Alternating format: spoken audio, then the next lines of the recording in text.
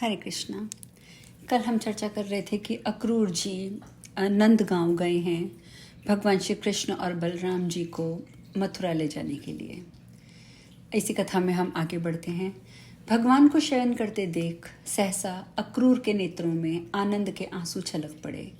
उनका सारा शरीर पुलकित हो उठा। उन्होंने तमोगुणी निद्रा को त्याग दिया। वे भगवत भक्तों में श्रेष्ठ तो थे ही, अपने परम कल्याण का विचार करके भगवान के चरण दबाने लगे। उस समय वे मन ही मन सोच रहे थे, इसी में मेरे जीवन की सफलता है। यही जीवन वास्तव में उत्तम जीवन है। यही धर्म तथा यही सर्वश्रेष्ठ मोक्ष सुख है। शिव और ब्रह्मा आदि देवता, सनक आदि मुनीश्वर तथा वशिष्ठ आदि महर्षि, जिनका दर्शन करना तो दूर रहा, मन से स्मरण भी नहीं कर पाते, वे ही भगवान लक्ष्मीपति के दोनों चरण इस समय मुझे प्राप्त हुए हैं। अहो, मेरा कितना सौभाग्य है। ये दोनों चरण शरत काल के खिले हुए कमल की भांति सुंदर हैं। भगवती लक्ष्मी अपने कोमल एवं चिकने हाथों से इनकी सेवा करती है। ये चरण परम उत्तम सुख स्वरूप हैं। इस प्रकार भगवान की सेवा में लगे हुए अक्रूर जी की वह रात्रि एक क्षण के समान बीत गई। उस समय वे ब्रह्मानंद का अनुभव कर रहे थे। तदंतर निर्मल प्रभात होने पर देवगण आकाश में खड़े हो भगवान की स्तुति करने लगे। तब भगवान शयन से उठे। उठकर विधि पूर्वक आचमन किया। फिर परम बुद्धिमान बलराम जी के साथ जाकर माता के चरणों में नमस्कार किया और मथुरा जाने की इच्छा प्रकट की। यशोदा जी दुख और हर्ष में डूबी हुई थी। उन्होंने दोनों पुत्रों को उठाकर बड़े प्रेम के साथ छाती से लगा लिया। उस समय उनके आंसुओं की धारा बह रही थी। उन्होंने दोनों महावीर पुत्रों को आशीर्वाद दिया और बार बार हृदय से लगाकर विदा किया। अक्रूर ने भी हाथ जोड़कर यशोदा जी के चरणों में प्रणाम किया और कहा, महाभागे, अब मैं जाऊंगा, मुझ पर कृपा करो। ये महाबाहु श्री कृष्ण महाबली कंस को मारकर संपूर्ण जगत के राजा होंगे, इसमें तनिक भी संदेह नहीं है। अतः देवी, तुम शोक छोड़कर सुखी हो जाओ। ऐसा कहके अक्रूर जी नंद रानी से विदा ले बलराम और श्री कृष्ण के साथ उत्तम रथ पर आरूढ़ हुए और तीव्र गति से मथुरा की ओर चले। उनके पीछे नंद आदि बड़े बूढ़े गोप भांति भांति के फल और बहुत से दही घी आदि लेकर चले। श्रीहरि को रथ पर बैठाकर वज्र व्रत से जाते सब देख समस्त गोपिकाएं भी उनके पीछे पीछे चली।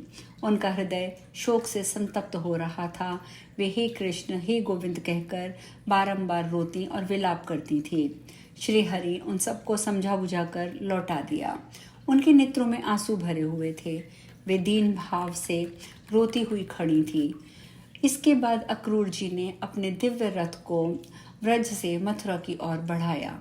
शीघ्र ही यमुना के पार होकर उन्होंने रथ को किनारे खड़ा कर दिया और स्वयं उससे उतरकर वे स्नान एवं अन्य आवश्यक कृत्य करने की तैयारी करने लगे।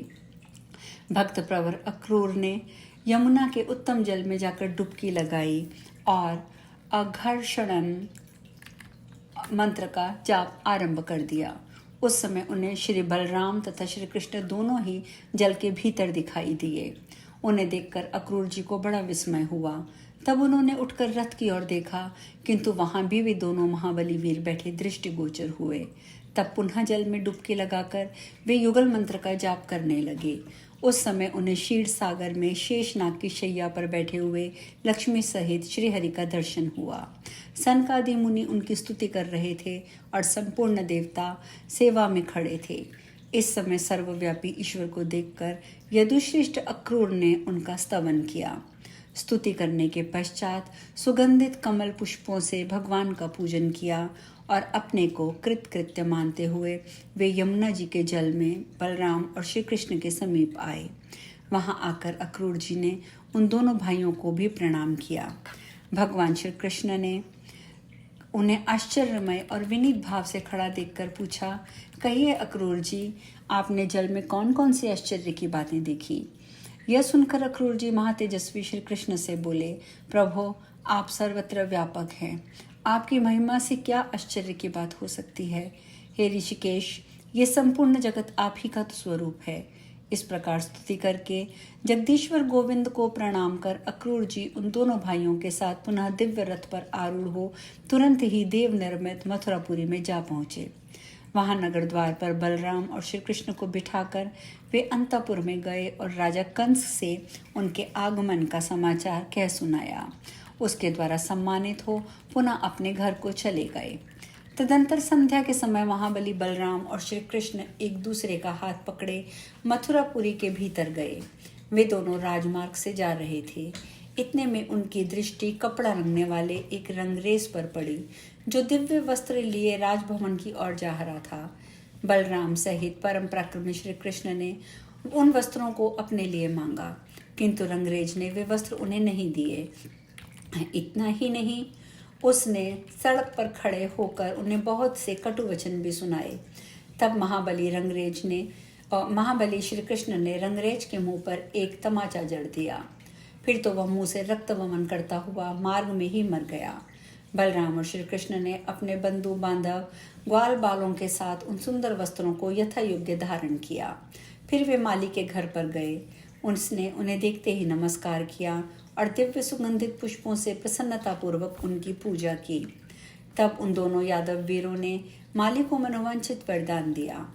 अब वे गली की राह से घूमने लगे। सामने ही एक सुंदर मुख वाली युवती आती दिखाई दी जो हाथ में चंदन का पात्र लिए हुई थी।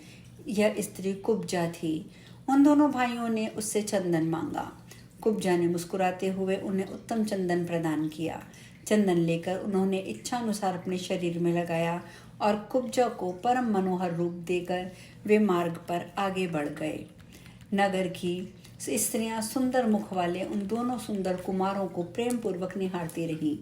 इस प्रकार वे अपने अनुयायियों सहित यज्ञशाला में पहुंचे। वहां दिव्य धनुष रखा था, उसकी पूजा की गई थी। भगवान मधुसूदन ने देखते ही देखते उस धनुष को उठा लिया और खेल ही खेल में उसे तोड़ डाला। धनुष टूटने की आवाज सुनकर कंस अत्यंत व्याकुल हो उठा। उसने चाणूर आदि मुख्य मल्लों को बुलाकर मंत्रियों की सलाह ली। चाणूर से कहा, देखो, सब दैत्यों का विनाश करने वाले बलराम और श्री कृष्ण आ पहुंचे हैं। कल सवेरे मल्ल युद्ध करके इन दोनों को बेखटके मार डालो। इन दोनों को अपने बल पर बड़ा घमंड है। मत वाले हाथियों को भिड़ाकर अथवा बड़े बड़े पहलवानों को लगाकर जिस किसी उपाय से भी इन दोनों को यत्नपूर्वक मार डालना चाहिए। इस प्रकार आदेश देकर राजा कंस भाई और मंत्रियों के साथ शीघ्र ही सुंदर राजभवन की छत पर चढ़ गया। नीचे रहने में उसे भय लग रहा था। संपूर्ण दरवाजों और मार्गों पर उसने मतवाले हाथियों को नियुक्त कर दिया और बड़े बड़े बलोन्मंत पहलवान बिठा दिए। यह सब कुछ जानते हुए भी भगवान श्री कृष्ण परम बुद्धिमान बलराम जी तथा अपने अनुयायी ग्वाल बालों के साथ रात भर उस यज्ञशाला में ही ठहरे रहे। रात बीतने पर जब निर्मल प्रभात आया तब बलराम और श्री कृष्ण दोनों भाई वीर शैया से उठकर स्नान आदि में निवृत्त हुए। फिर भोजन करके वस्त्र और आभूषणों से विभूषित हुए और युद्ध के लिए उत्सुक होकर परम यज्ञशाला से चले, मानो दो सिंह किसी बड़ी गुफा से बाहर निकल रहे हों। राजमहल के दरवाजे पर कुवलया पीड़ हाथी खड़ा था जो हिमालय के पर्वत के शिखर सा जान पड़ता था। वही कंस की विजयाभिलाषा को बढ़ाने वाला था। उसने ऐरावत के भी दांत खट्टे कर दिए थे। उस महाकाय और मतवाले गजराज को देखकर भगवान श्री कृष्ण सिंह की भांति उछले और अपने हाथ से उसकी सूंड पकड़कर वे लीलापूर्वक उसे घुमाने लगे। घुमाते घुमाते ही भगवान धरणीधर ने उसे धरती पर पटक दिया। हाथी का सारा अंग चूर चूर हो गया और वह डरावनी आवाज में चिंघाड़ता हुआ मर गया। इस प्रकार हाथी को मारकर बलराम और श्री कृष्ण उसके दोनों दांत उखाड़ लिए और पहलवानों से युद्ध करने के लिए वे रंगभूमि में पहुंचे। वहां जितने दानव थे वे सब गोविंद का पराक्रम देखकर भयभीत होकर भाग खड़े हुए। तब कंस के भवन में प्रवेश करके वे महाबली वीर युद्ध के लिए उत्कंठित हो हाथी के दांत घुमाने लगे। वहां उन महात्माओं ने कंस के दो मल्ल चाणूर और मुष्टिक को उपस्थित देखा। कंस में महाबली बलराम और गोविंद को देखकर भयभीत हो उठा और अपने प्रधान मल चाणूर से बोला, वीर, इस समय तुम इन ग्वाल बालों को अवश्य मार डालो, मैं तुम्हें अपना आधा राज्य बांटकर दे दूंगा। आज हम कथा में यही विश्राम लेंगे, शेष चर्चा कल करेंगे। हरे कृष्णा।